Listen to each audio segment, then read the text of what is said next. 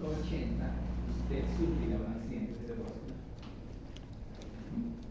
La cantidad de hierro en sangre es proporcional a la manera como usted aprende, entonces cuanto menos hierro tenga, pues menos aprendizaje tendrá. ¿Sí? En ese sentido, el proceso de predicción toma mucho valor en estadística y finanzas de la salud. Uno puede predecir, como es natural, una variable que le interese que en adelante llamaremos dependiente en función de una que le informe que en adelante llamaremos independiente o de muchas independientes. Por ejemplo, quiero estudiar la estatura que tendrán mis hijos. Probablemente estén influenciados por la estatura que tengo yo, pero además por la estatura de la madre. ¿De acuerdo? Sin embargo, no vamos a alcanzar a llegar a esos modelos de muchas independientes porque el curso no tiene ese objetivo por un lado y segundo requiere una cantidad de teoría que escapa a lo que logramos hacer. Vamos a tratar el modelo en el que tenemos una variable que intenta explicar una única variable. Y ese apartado conceptual en el P se llama análisis bidimensional. Y nosotros lo traduciremos ese análisis bidimensional a una cosa que se llama regresión lineal simple.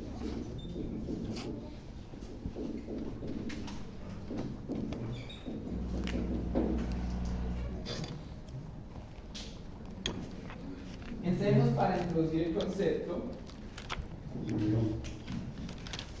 En la guerra que libraron los países de Francia e Inglaterra por el control del Canal de la Mancha. De hecho, todavía tiene una discusión medio sencilla, pese a que hay un túnel que uno de los dos países, uno puede pasar en bicicleta, yo le he pasado por el carro, y en algún momento peleaban porque era un canal de mucha importancia económica, donde los barcos podían cruzar desde Escandinavia y Rusia a traer mercancías hacia Europa Central. Entonces la tarifa de peaje que cobraban por cruzar el Canal de la Mancha era altísima y los reinos de Francia, que eran reinos en ese momento, y de Inglaterra peleaban. Pero había un problema, y es que los franceses, al igual que todos los latinos, somos más chiquitos que los ingleses escandinavos y de la alta Europa. Entonces, en el combate hombre a hombre, los franceses llevaban de bulto porque los ingleses eran más grandes. Y puesto que la guerra se planeaba y ocurrió durante varias generaciones, más de un siglo en realidad, se pusieron a observar cómo podían identificar cuáles personas debían ir a pelear y cuáles no. Y las que no pudieran pelear, porque eran chiquitos como yo, hacían labores menos nobles de guerrero, ¿no? Limpiaban la mierda de los caballos, cocinaban las papas de los soldados, cargaban las armas, pero no iban al combate hombre a hombre porque tenían mucho que perder. Y un célebre biólogo y su cercano amigo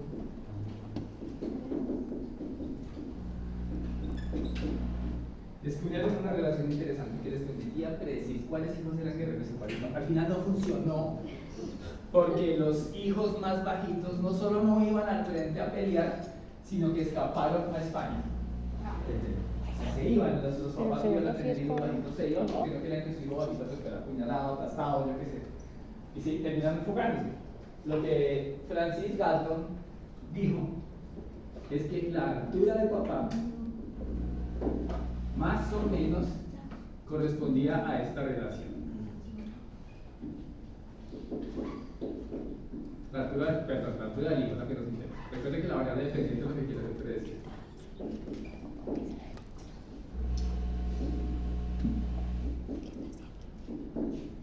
Entonces él dijo, mire, después de hacer observaciones biológicas durante mucho tiempo y análisis y ver qué estaba pasando, yo digo que la altura del hijo es más o menos 85 centímetros más 0.5 por la altura que tiene el papá. Entonces vamos a hacer los cálculos, por favor, en con sus entry, sus iPhone. Entonces fíjense, voy a poner aquí como X, que es la variable independiente, la que explica la explicativa, altura del papá. Y como Y, o dependiente o explicada o predicha, altura del hijo. Recuerden, si su hijo es alto, va a la guerra, a pelear. Si su hijo no es tan alto, de chiquito como yo, va a los establos, a consentir los caballos. Entonces, el primer papá que se expuso a esta teoría para valorar la idea de hacer a su hijo confrontar, medía 200 centímetros. Era un papá muy grande, un francés muy grande, los franceses del norte que ya limitan con Holanda. Y no sé qué.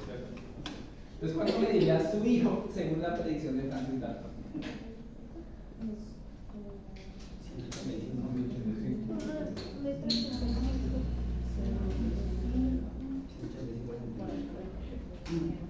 Yo fui profesor en ciencia de Atlanta de Estados Unidos alguna vez. Y allá le hacen la prueba para ser docente allá, es que dicen, no sé, vamos a hablar de 3 temas, prepárense. Y no preparan su lámina, dice que cuando llega a presentar la sesión de prueba, lo pasan sin recursos de la clase. Así como me acabo de acordar hoy, porque probablemente en esa época no lo hacía. Me tocaba dar clases sin recursos. En 185. Entonces, este hijo es algo, ¿cierto? ¿Tú cuánto mides? 1,85. Ah, la guerra, papá. Él tiene que ir a pelear contra los ingleses, ¿cierto? Empuñar las armas y ir a pelear. Otro papá medía 190. Si estoy diciendo muy superior, me dice. 190. Entonces, siguiendo la predicción de Galton, ¿cuánto medía su hijo? Este también va a la guerra, ¿cierto? ¿Tú cuánto mides, Reine? 1,75. Ah, y nada. Nos salvamos de pelear. Somos cobardes. Otro papá mide 180. ¿Cuánto medirá su hijo? 175. Oh, 175. Entonces, ¿ustedes ven algún patrón de relación entre la altura del padre y la altura del hijo? Sí, cada 10 baja 5 litros. ¿Pero algún patrón o no? Cada vez del papá baja 5 litros. 15, 10, 5. Juliana, ¿tú qué ves?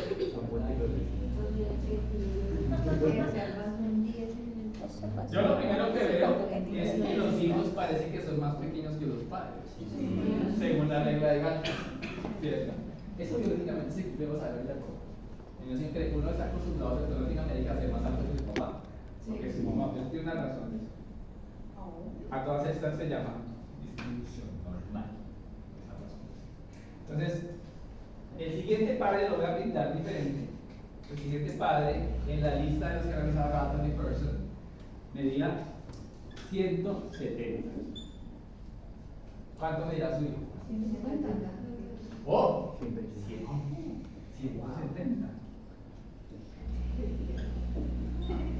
Este, en la lista de estaturas que he analizado hasta ahora, es el único hijo que no es más enano que su papá. ¿Tú eres más enano que tu papá? ¿Tú eres más enano que tu papá? Más alto que tu papá. ¿Tú eres más enana que tu mamá? ¿Sí, tu mamá es más alta? Y ahí empezaron a salir los franceses de origen de Toulouse, de Marsella, de esos lugares allá abajo, que son pues, super hispanos, porque los romanos invadieron. Ahora hay un padre, este perfectamente puede ser colombiano, que mide 1,60. No, vamos a ponerle otro color, ¿cierto? Vamos a poner otro color para generar algún tipo de recurso pedagógico, ¿sí? Sí, claro. Pero no me van a subir por allá a TikTok. No aparece nada porque vamos bien. 165. Mi novia tiene la costumbre de que me sube fotos mías a mi Instagram. No me suba fotos. 160. En serio, yo tengo una especie de Instagram con 2 almas, la mía y la otra que no se tiene si sube fotos. 160 mide este papá, ¿cuánto medirá su hijo? 65. Mide 65 nomás. Entonces, ¿qué pasó con este hijo? Es más alto que papá, ¿cierto? Y eso pasa en Latinoamérica. No tiene papás enanos, el papá mide 65, yo mido 73, yo lo mido con desprecio.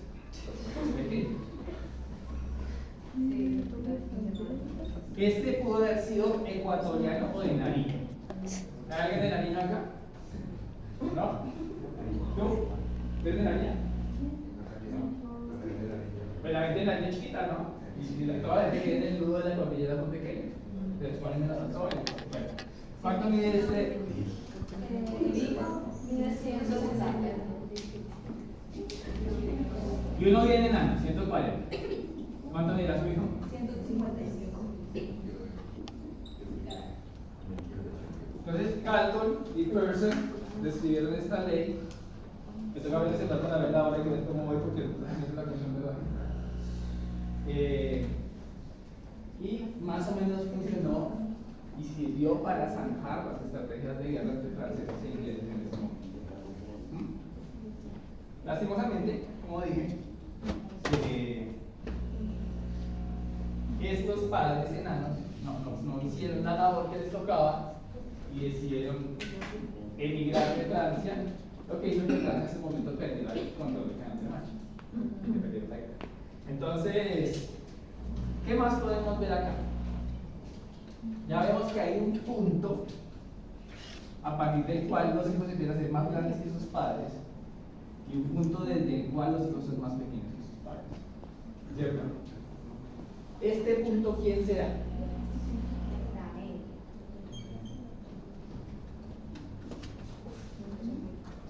El promedio de la altura de los papás. ¿Y este quién será?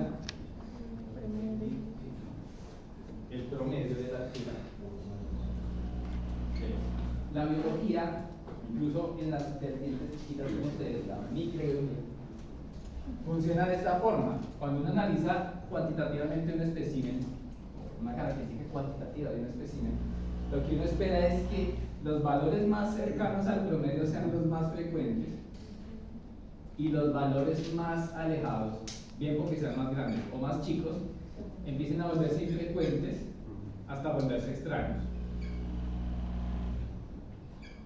A esto le hemos llamado a lo largo del curso distribución normal. Entonces, ¿cuánto mide el colombiano promedio? 170. ¿Y qué tantos colombianos hay de 180? Pues hay algunos, ¿cierto? Que no tantos. Que midan 210 que hayan nacido acá, pues no, esos son muy raros. ¿Ya? ¿Cierto? O que midan 120 centímetros, también son raros. De ahí nace el concepto y nos vamos a basar en él para predecir, a través de la lección lineal. Sí. ¿Me siguen hasta acá? ¿Qué otra consideración pudiéramos tomar de estos datos? Es adicional, se ve. La ecuación plantea una ecuación de la recta y la otra muestra una linealidad. Que a medida que el hijo, o sea, que el papá tenga una altura mayor, el hijo siempre va a tener también una altura mayor. ¿Cuánto crece en promedio por cada centímetro que incrementa la edad del papá? Espera uno que cambie la edad del hijo. La altura. Centímetros.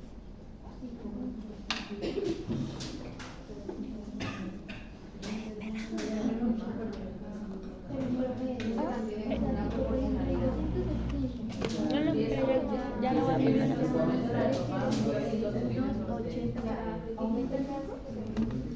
por cada centímetro que aumente la estatura del papá, aumentará medio centímetro la estatura de su hijo. Lo que equivale a decir que por 10 centímetros que aumente la estatura del papá, Pacucho aumentará 5 de la altura de él. ¿Cierto? Y eso es plausible de ser representado gráficamente de una manera muy interesante. Bien. Ya puedo borrar este foro, ¿cierto?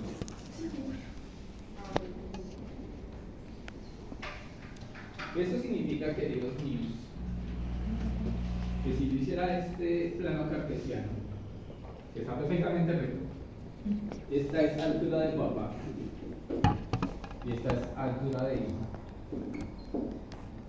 yo encontraría una situación así. Por cada 10 centímetros o centímetros que aumente la altura del papá, se incrementa medio centímetro de altura de hijo. 10 de papá, medio de hijo. 10 de papá, medio de hijo. 10 de papá, medio de hijo. Entonces, si hiciera eso indefinidamente, lo que obtendría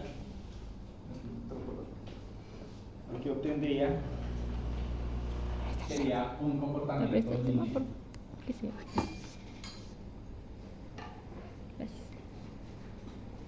De ahí que el modelo que estamos tratando de entender se llama regresión lineal. Es simple por cuanto incluye una única explicativa, que por ahora es la estatura del papá, pero pudiera ser múltiple de que tuviera muchos. No vamos a aprender a construir modelos múltiples por su complejidad matemática, pero vamos a poder leerlos después en artículos científicos y cosas que necesiten revisar. ¿Me siguen hasta acá? Camila.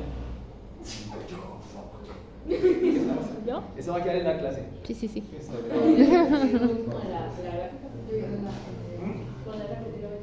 Fíjense de nuevo. Incrementos constantes en la variable explicativa, por ejemplo, 10 centímetros,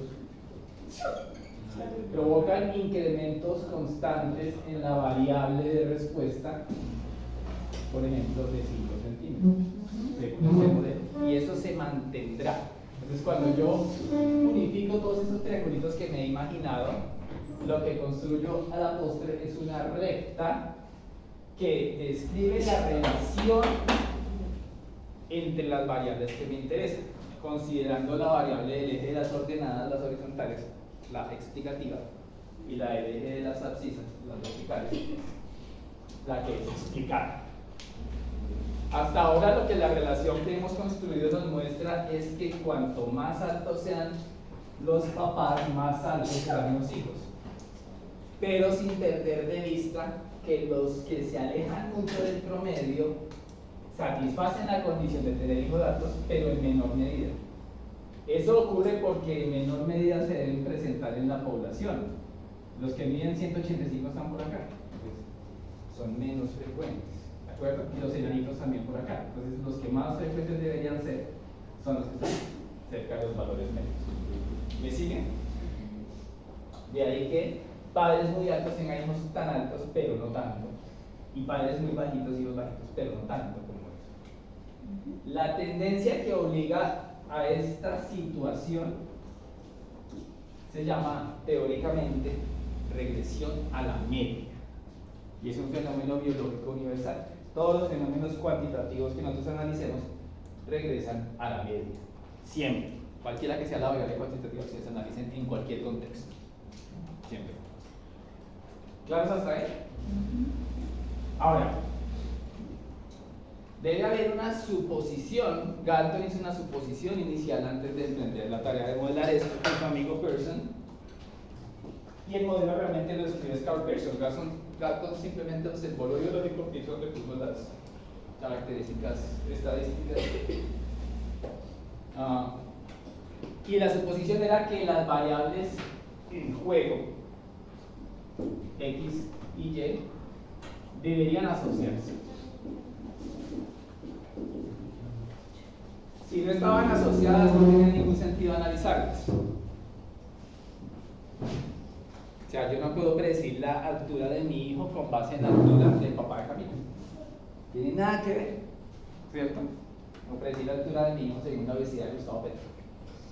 Cero. No hay asociación entre una y otra. Entonces, para poder hacer el modelo, yo debo suponer que se asocian. ¿Y que se asocian qué significa? Que la variable explicativa es capaz de aportar información sobre el comportamiento de la variable explicada. La variable explicativa es capaz de aportar información sobre el comportamiento de la variable explicada. ¿Sí, Lisa? ¿Lisa? Natalia. ¿Me siguen hasta acá? ¿Alguien va por fuera de la carrera?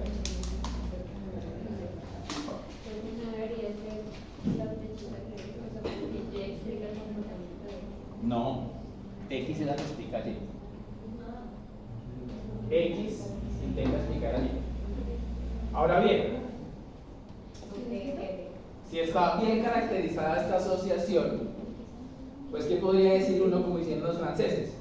Oiga, vamos al pueblo, yo qué sé, a Villa María, y cojo un señor. ¿Usted es papá?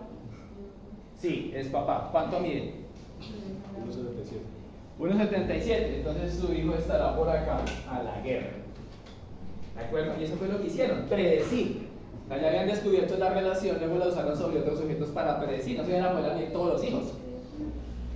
Predijeron, ¿cierto? Simplemente había más o menos cuadrando era el papá y sabían si sus hijos iban a ser formados como carabineros, como artilleros, o lo que fuera, para ir a pelear. De hecho, lo detectaban desde niños, bastaba con medir la altura del papá para saber si ese niño a los 8 años iba a empezar a ser entrenado para la guerra. ¿Sí? ¿Estamos? Entonces, subyace a todo este fenómeno que estamos construyendo hoy. No se me vayan a perder porque esto va en el examen final. La idea de asociación. Vamos a caracterizar asociación entre variables para poder construir el modelo, que sale inmediato después. Entonces veamos cómo ocurre eso en estadística.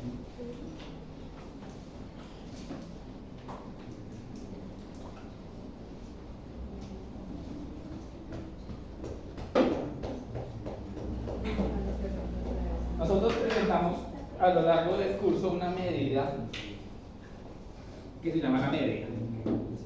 Y sobre ella construimos un montón de teoría. De hecho, elaboramos una proporción en algún momento, cuando hicimos las pruebas chico-variables.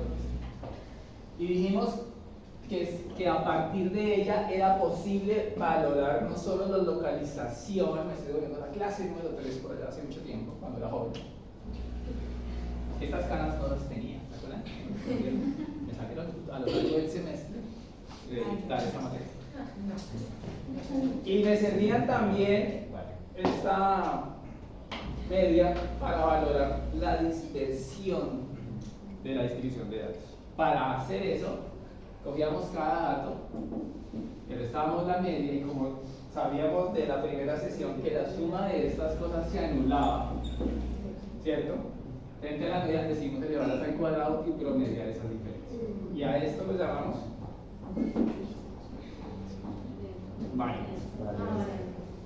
varianza. Cuanto más variante fuera, más alargada era la campana, más aplastadita, y cuanto menos variante fuera, más apuntada era.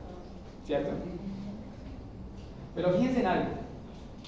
Esta varianza yo la puedo reescribir de esta forma sin que sea magia negra ni nada de eso.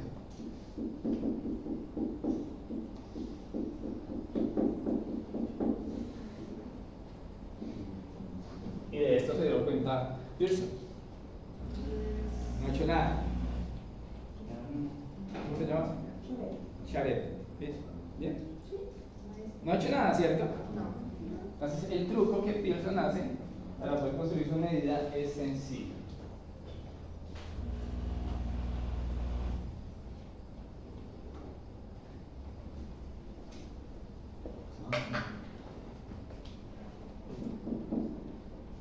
Y a esta nueva medida la llama covarianza. Covarianza. Y es una medida que mide, valga la redundancia, la forma en la que varían conjuntamente dos variables. Y se desprende, es un aborto de esta.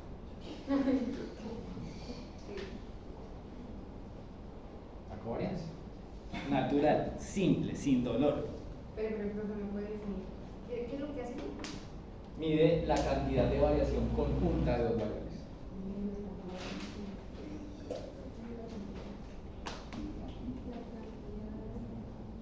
¿Sí? Oscar y Sofía.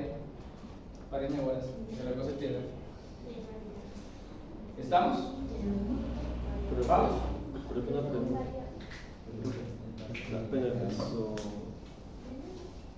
O sea, la relación entre. O sea, ¿cómo explicarlo? Es que hay un término que aparece que se llama correlación de Pearson. Entonces, ¿eso es la covarianza o qué viene a ser como tal eso? No te adelantes, estamos en covarianza. Yo no he mencionado correlación de Pearson. Chicos, ¿me siguen? ¿Vamos bien? ¿Cami? ¿Al pelo? Ok. Calculemos una covarianza para ver cómo funciona el tiempo. Entonces, tengo aquí la variable x, que se llama perímetro de falsa. ¿Qué tan grande es su falsa? ¿Cierto? La medí sobre unos estudiantes de microbiología penal, ¿cierto? Hija de todo. Y aquí tengo una variable y que voy a llamar grado de sex appeal. Entonces, vamos a ver si hay una relación entre el perímetro de panza y qué tan comible es usted, qué tan, ¿cómo se dice eso en buen español? ¿Qué tan, cómo se dice eso, Juliana? Sí, cuando usted ve a una persona que le gusta y ¿cómo lo dice? ¿Qué adjetivo usa? Adjetivo.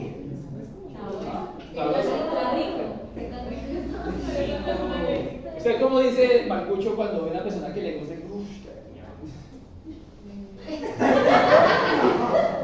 No, perdona, nadie tiene gustos por nadie. Está bueno. Atractivo, que fija.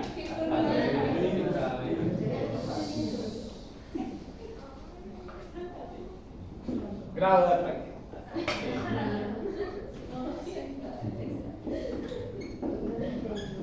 De atractivo. Grado de atractivo. ¿Listo? Pues miren mis datos, por favor. Perímetro de panza, 65 centímetros. Este es un número que va incrementándose, reduciéndose. Grado atractivo, 90. ¿No? Tiene una pancita. Perímetro de panza, 110. Grado atractivo, 30. ¿Tú qué opinas? ¿Cómo te llamas, compañera? María Alejandra, ¿tú qué opinas?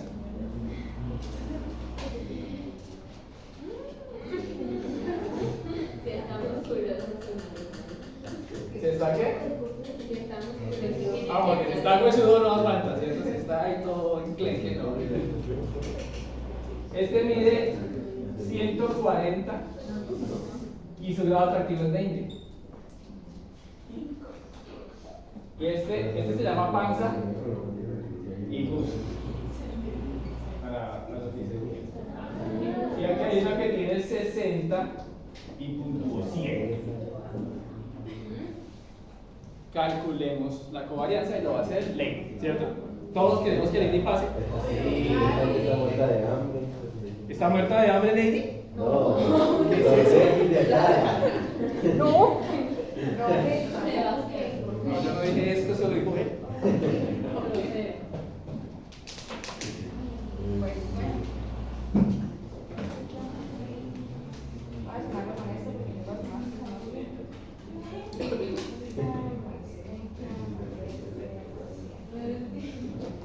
¿Qué es lo primero que necesita Lady para calcular esto?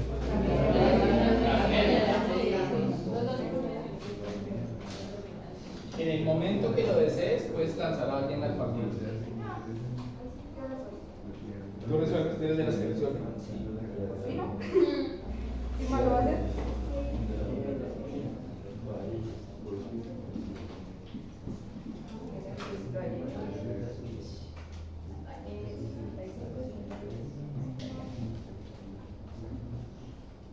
Bueno, conocido. De ahí.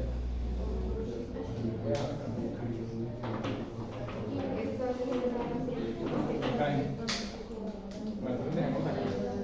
¿Cuál es la otra parte?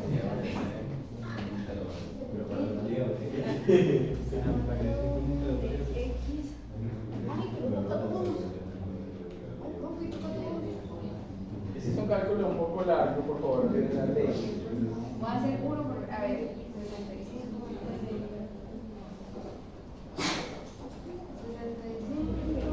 Y si pongo directamente, ¿es necesario poner el paso a paso o poner directamente ya la resta? Pon las restas. Eso tiene un nombre. Podemos poner acá. Mira. Sí, porque es que para poner a hacer uno, dos. X y menos X barra. Y por aquí va a poner y sub y menos Y barra.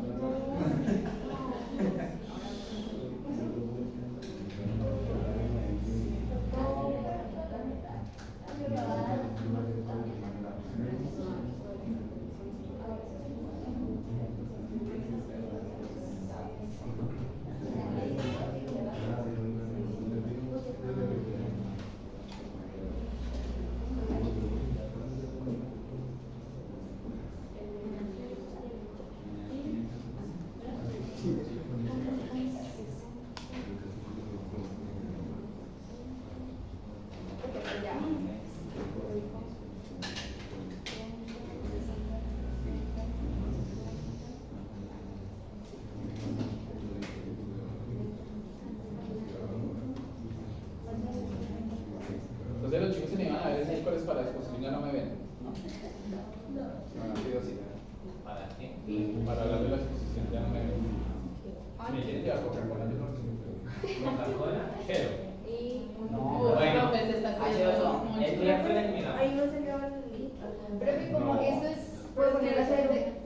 La No, cero. porque es que hay que multiplicar las dos columnas primarias. La sumatoria es. Es la sumatoria de los productos. O sea, esto se suma y luego lo que es. No. No, primero. Esto se multiplica. Primero. Esto se Y multiplica. luego Y luego se suma. Guapo, Lo que le llamaban por año primaria, la ley asociativa de los números de números humanos. voy a ponerlo como acá. O sea, hagan de cuenta.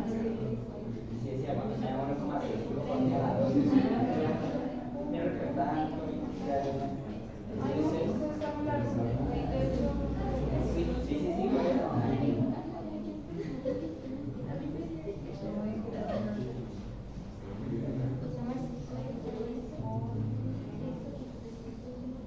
Y si no me hubiera acordado el tema que hubiéramos hecho, me hubiera quedado como Profe, sí, es. Bueno, tenemos que ir a buscar un computador que sirviera. No, si se me hecho tranquila así no hay material, yo quedo chistoso. Todo está bien. profe, por eso quedamos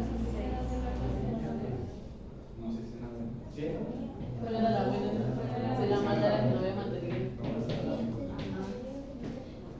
Esas buenas noticias. Yo creo que le da clase de así a un pecho y lo hace bien.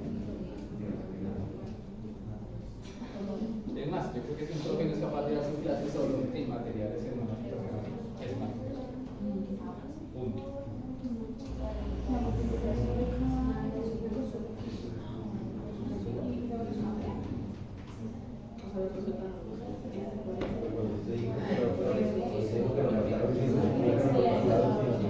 digitales, pues tampoco le dejaron.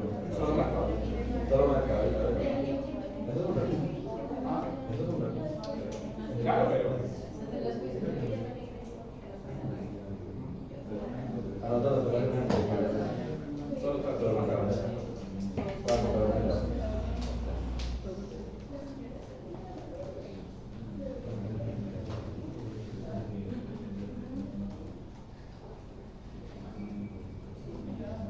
Ahora sí, vamos a estar.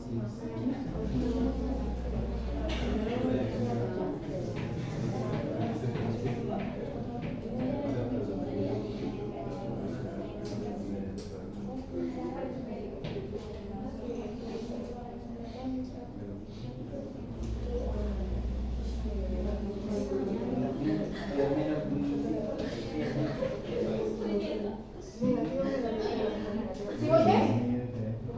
Nadie Tienes está. que darme todos negativos. Pues una Aún no llegan las Y columnas. sobre. ¿Cuántos hay? 1, 2, 8. N representa todo la. no, son cuatro. Son cuatro. Cuatro. Al mismo sujeto se le pidieron dos cosas. Auso.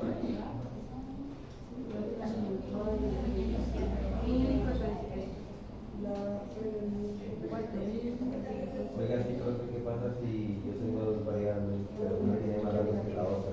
¿Cómo hago? Solamente se usa hasta la que tenga más datos. Si una tiene 100 y la otra tiene 80, pues analizar 80. 80.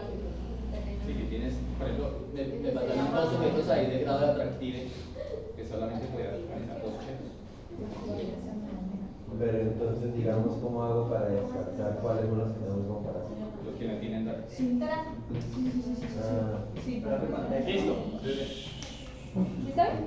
Menos 1137 dice ella que es la covarianza. Creo que sí. ¿Sí les dio a todos lo mismo? Sí. Entonces, viene la pregunta del millón. ¿Y eso para qué, hombre? A toda esa vuelta, como para qué, hombre. Sí, dice cobaliente. La respuesta es sencilla. Esta medida, compañeritos, que se llama covarianza y también se suele escribir así, pues obvio derivado de esta notación, S de X, Y. Tiene este comportamiento, chicos. Si S de X, Y es mayor que 0, la relación que describen estas variables es proporcional o directa o positiva. Si X de Y, Si S de XY es igual a 0, significa que ustedes en la representación no tienen ningún patrón, no se asocian. Y si S de XY fuera menor que 0, ¿qué significaría? Que la dirección es hacia abajo. Que hay una relación negativa, indirecta, desproporcional. ¿Cierto? ¿Me siguen? Pero tiene un problema la medida. Pese a que sea tan evidente, tan sencilla y tan bonita, tiene un problema. ¿Cuál es?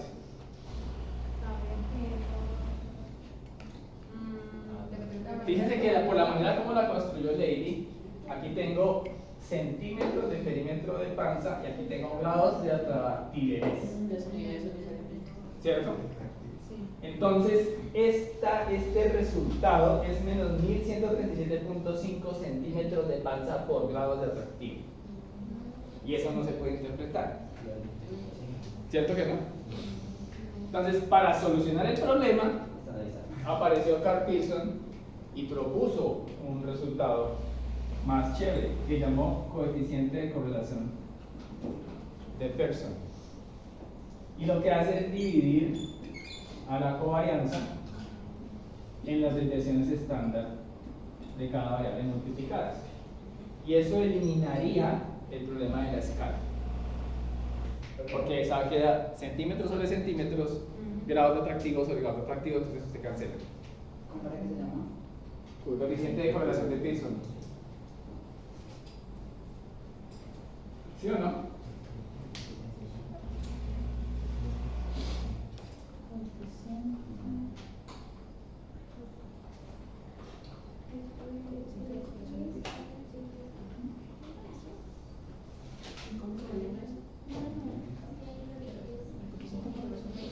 ¿Me siguen? Y puesto que el coeficiente de correlación de Pearson involucra las desviaciones estándar debajo, siempre, compañeros, toma valores entre menos 1 y 1, inclusive. Siempre. De cada variable, el producto de las desviaciones estándar. Entonces es lo mismo que este programa. No.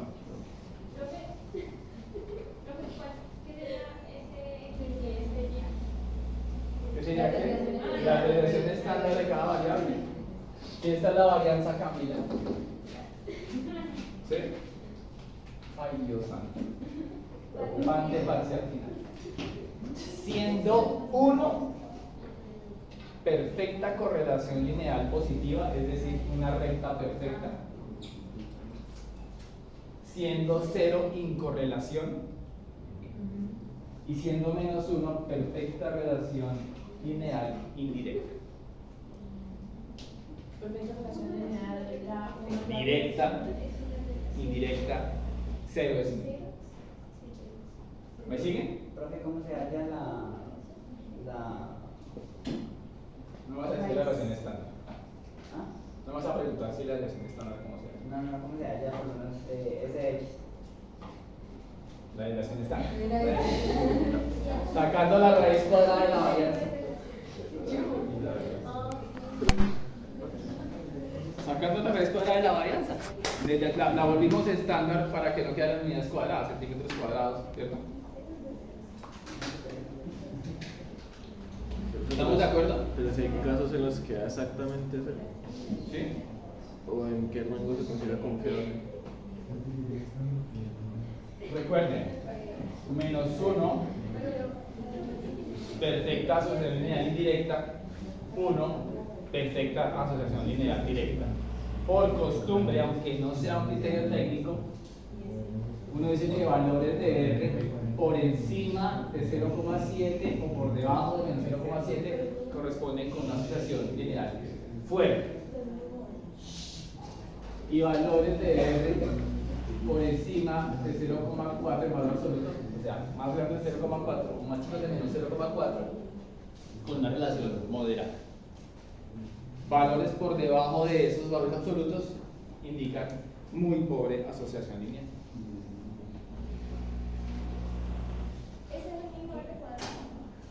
No, este no tiene cuadrado.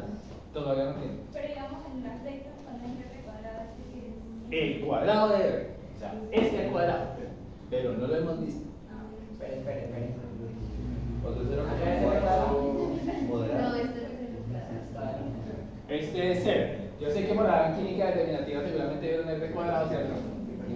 No hemos llegado al, no lo hemos elevado al cuadrado. Ah, eso es analítica. Ah, lo de lineal. Dos preguntas. La covarianza no es el mismo valor de varianza, ¿cierto? No, la covarianza tiene dos variables involucradas. Ajá. La varianza una sola. Entonces, para sacar el coeficiente tenemos que... Hacer la covarianza y tener la relación estándar de cada variable. Ajá. Y puede repetir la explicación de los valores del coeficiente, o sea, si es Sí, mayor por o menor. supuesto. Dado que varía entre menos 1 y 1 siempre, no se puede exceder. Si en el examen les da 1.2 es porque van a perder estadística. Y 0 implica perfecta incorrelación, o sea, no se relacionan las variables de manera lineal.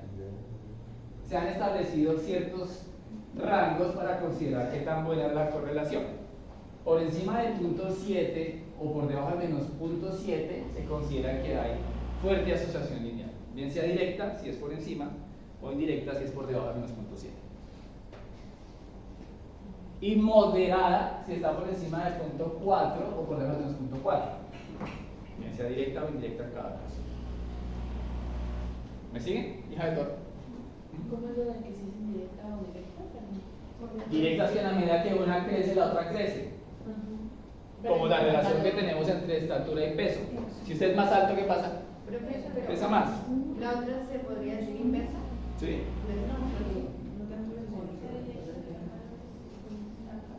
Y denme un ejemplo, por favor, de una relación directa. Yo les doy unos ejemplos. Cantidad de cigarrillos que consumo al día y cantidad de kilómetros que puedo correr sin desmayarme. Cuanto más cigarrillos consuma, menos kilómetros va a poder correr sin desmayarse. Eso es inversa. Una inversa, José.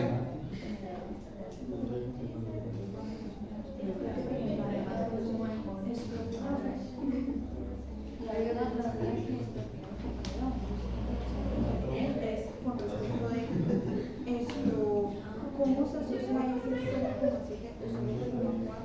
Hay un examen que debería dar. O sea, por ejemplo, yo como, supongamos que me dio uno que es asociación lineal, eso quiere decir que ese me dio un valor menor a 0. A ver, primero el ejemplo, una relación inversa entre dos variables cuantitativas. ¿Sí?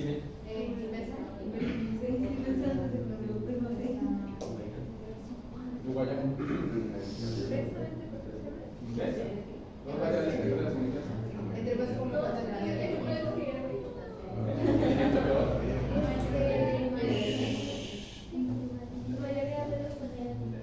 Mayoría menos fuerza. Sí, por eso. Mayoría menos fuerza. No, qué triste. Voy a ser un viejo cliente. Gracias. Bueno, miren. En la medida que el coeficiente de correlación va creciendo, se va alejando de cero, bien sea porque se vuelve positivo o negativo, es porque la situación va tomando más fuerza. ¿De acuerdo? Si logró superar la barrera del punto 4, uno dice, uy, hay una relación al menos moderada. Si logró superar la relación de punto 7 o más, o menos punto 7 o menos, dice que la relación es fuerte. Para darnos una idea de eso, voy a hacer un dibujo. Puedo ahorrar todo esto, compañeros. Pero nosotros también Pero depende profe, de... menor de 0.7 es moderada o es... De menos 0.7, porque está en valor absoluto. Es que como en valor absoluto puede ser menos 0.7 o mayor a 0.7. Miren, voy a inventar unos escenarios de correlación, presten atención.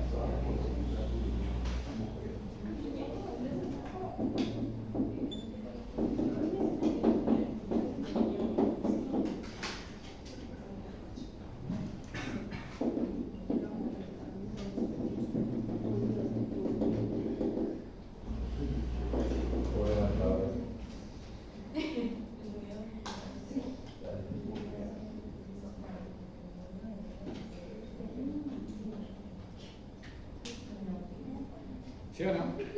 Sí. Ahora imaginemos la situación inversa.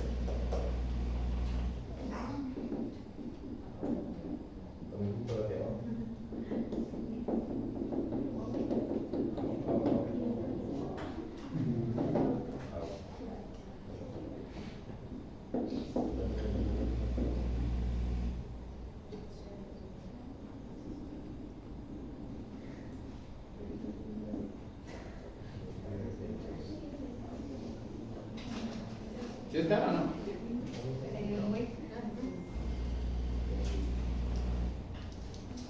¿Cierto? Voy a hacer ¿Sí o no?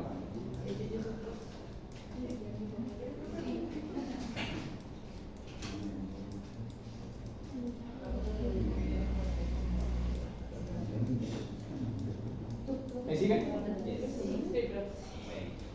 Profe, no me creas,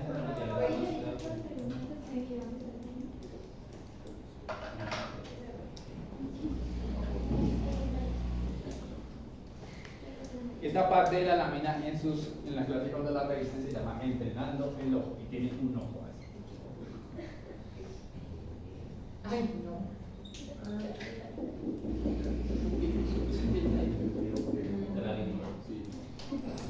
Súper ojo. Si el ojo de la providencia, el ojo que todo lo ve. Yo lo tengo, ¿me entienden?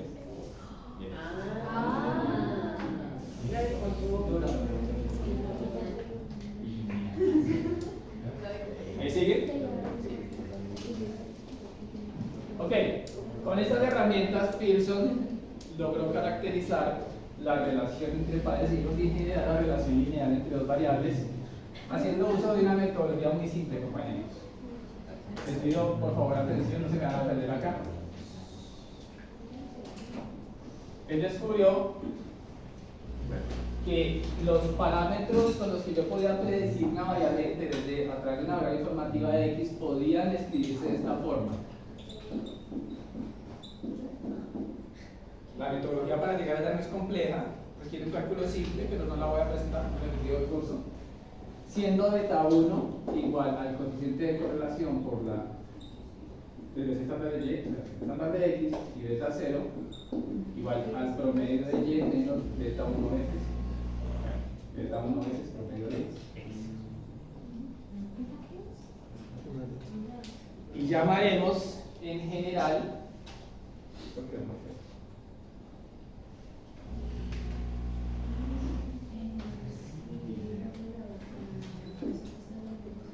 a este parámetro lo llamaremos pendiente y a este intercepto. ¿Y qué indica cada uno? El intercepto indica dónde inicia la recta que yo trazo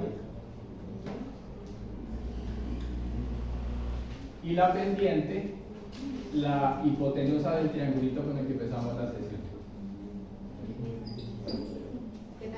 Profe, ¿hay el X que acompaña a beta 1 es el promedio de X o cualquier dato que No, ese es el promedio.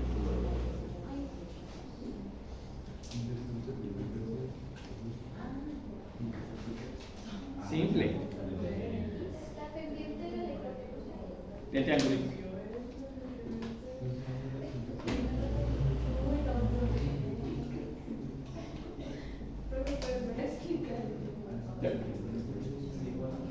Pearson descubrió que la forma como uno podía caracterizar una relación lineal siempre era de esta manera. Recuerden el ejemplo que hice al principio. Chicos, si no me escuchan va a ser muy complejo.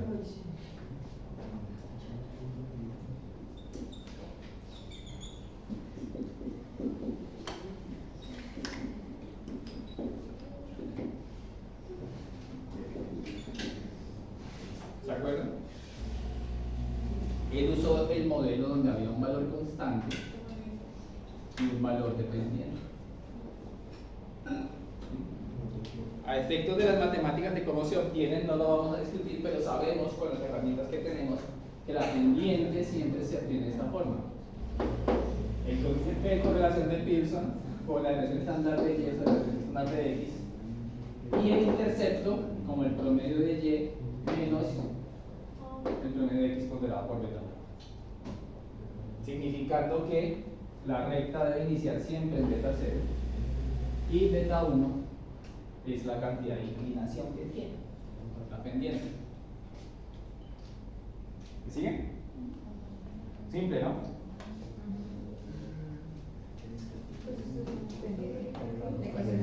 Profe, para tener el SY y el CX tendría que calcular la distribución estándar de cada uno. No. Claro, entonces para tener toda la información, todos los la media, la varianza y luego la covarianza y luego la representación, estás haciendo todo.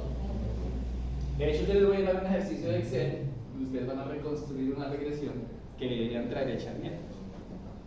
Ahí están los datitos y está el paso a paso. Celda, columna por columna, dice que deben calcular y deben obtener una regresión. Y deben hacerla en cualquier software, además, si les debe dar lo mismo. Ponen regresión lineal simple, software online y meten los datos, y si no está igual, algo hicieron. ¿Me siguen hasta acá? Ahora piensen en esto, chicos. Ya casi vamos a terminar.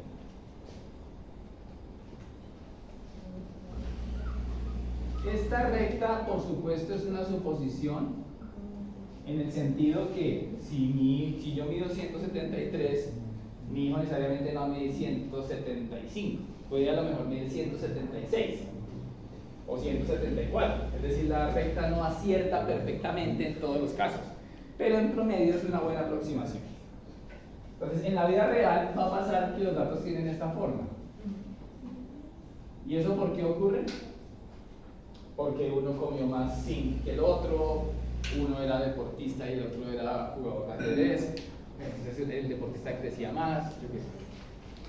Llamaremos en adelante a cada uno de estos valores que yo he observado y a sus correspondientes estimaciones y estimado o y gorrito. Y gorrito. ¿Sí o no? Y todos tienen un error que la recta asume. Miren, estas líneas en rojo representan la cantidad de error que cometí.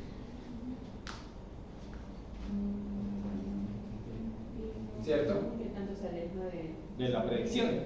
Usted me dijo que vino a medir un 80 y midió un 79, tiene huevo. Devuelve la plata. Pero un centímetro no. Pero fíjense cómo ocurre la magia, compañeros. Toda la atención acá, detengan su TikTok, su Instagram, por favor, un segundo. Esa persona puede esperar. Igual van a terminar por ella, igual a conseguir 20 personas más. Así, prestenme atención.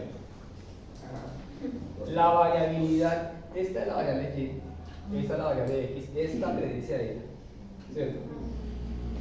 La variabilidad de y la voy a representar a través de este cuadrito.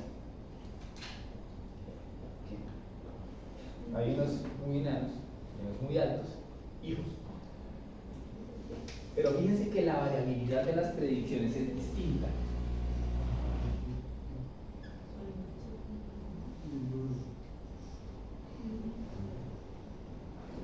¿Cierto? ¿Me siguen? O sea, todo el espectro de variación de y es desde el más grande hasta el más chiquito. Y este que pinté de verde es el error más grande que había por encima y por debajo. ¿Sí o no? Ahora voy a trasladar este cuadrito, salta cuadrito, y el cuadrito saltó.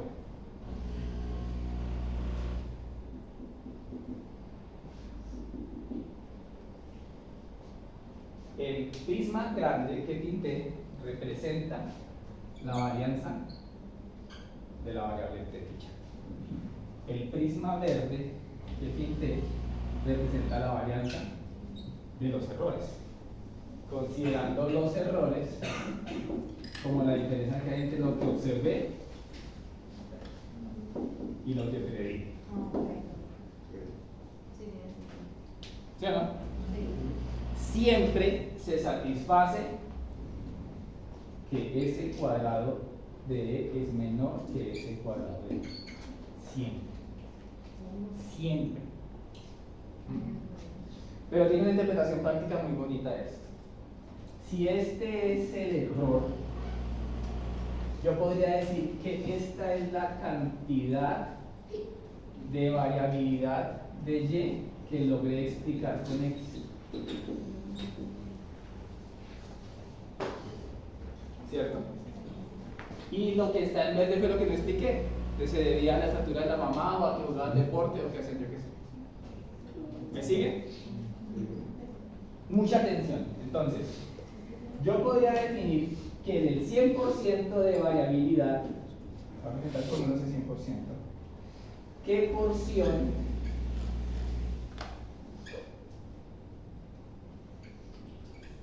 explicado, ¿no?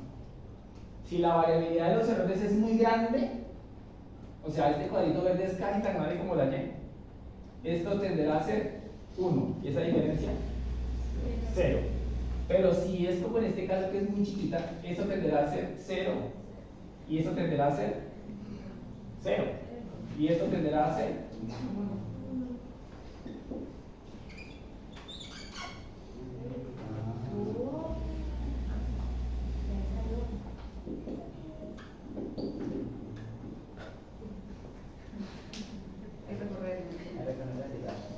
Fin del tema.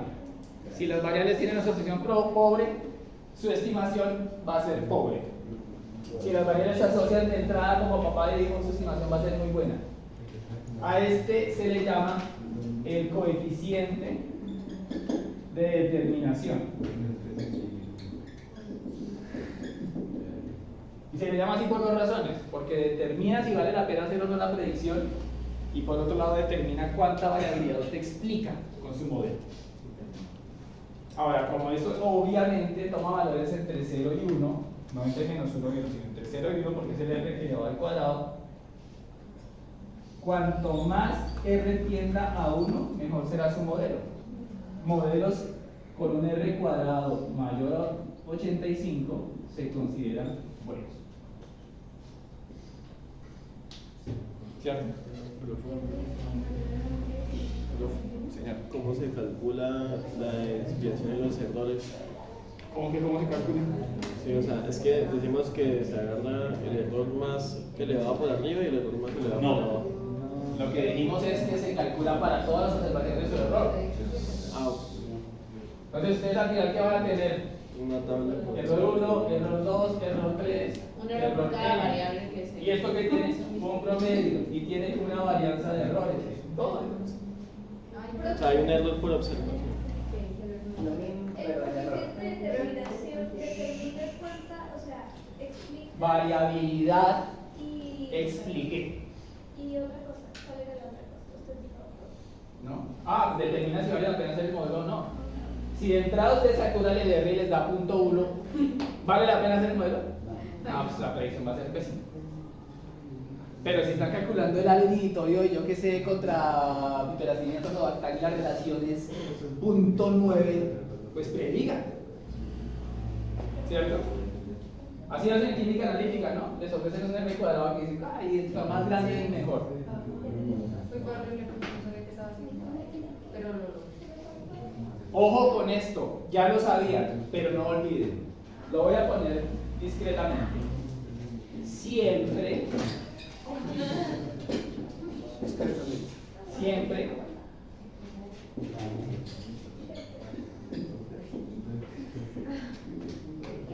esto no es un bullying, es un cero.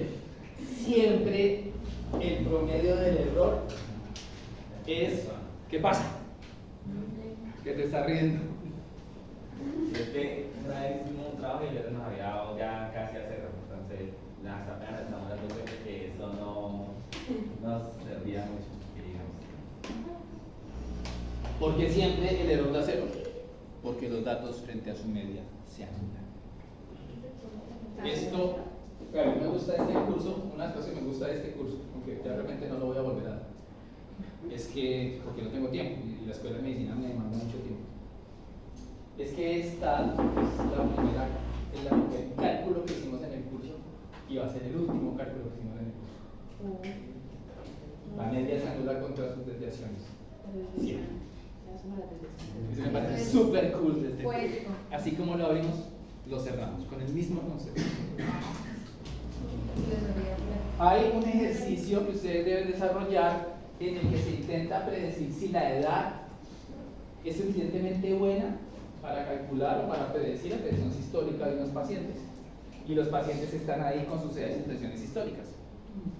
El miércoles vamos a empezar con lo que ustedes encontraron. Ustedes me van a decir qué tanto pudieron con el ejercicio, qué tanto no. Si no pudimos, lo hacemos acá en Excel en vivo.